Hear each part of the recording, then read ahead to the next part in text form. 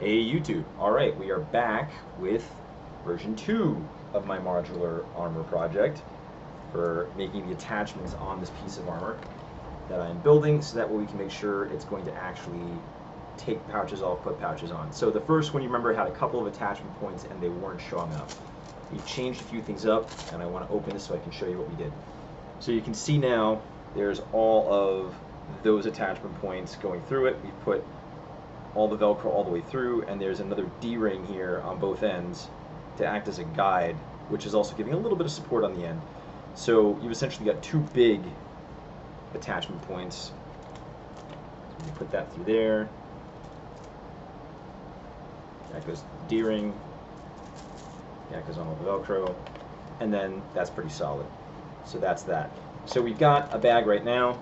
It's on here right now. This pouch is empty, and we're going to give it a little stress test. We're going to see how this does. So you get to watch me embarrass myself testing out whether or not my plan works. So normally this would be attached to a suit of armor, it would be wrapped around. I'm going to hold it by the armor like this, so I'm not actually grabbing it or holding it down or giving it any support. And we'll see what it does. So if I start jumping up and down and shaking it and make like I'm running, really flip this thing around, that's perfectly fine. It's not coming off at all. It's hanging exactly where it's supposed to. So that's pretty successful. Let's stress it out a little bit. So this is film canister, has about 25 gold coins in it. Gold. Moderately heavy, more than the average person's ever going to carry on them, but that makes it a good test. So if we start doing the same thing, let's see if we can get this thing to come off and make the velcro separate. And velcro's holding. That looks good. And coins are still in here. So let's go and do a much heavier stress test. This is about 50 silver coins. So if you've ever seen a Nero silver before, they're not huge, but given that it's in a bearing tube for a skate bearing, it's a pretty heavy package. It's a couple of pounds. So much more than the average person will ever be carrying with them at any given time, unless you're like a banker.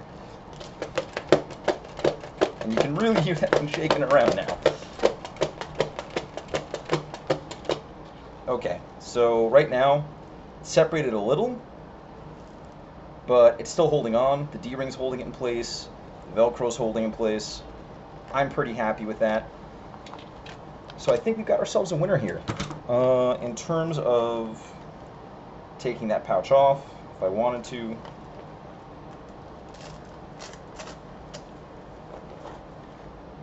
pouch is off. Put whatever else I want on there. I'll put the pouch back on.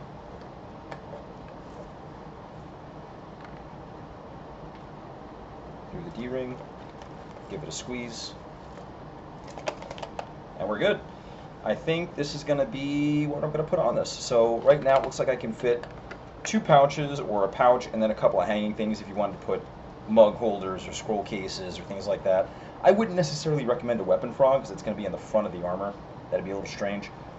But yeah, this looks like it's doing all right. So we have the beginnings of a modular system. And I'm going to see if I can improve that a little bit when I make my next big suit, which is the one that this one is going to be sold to help finance. So I am really happy with that. That's exciting.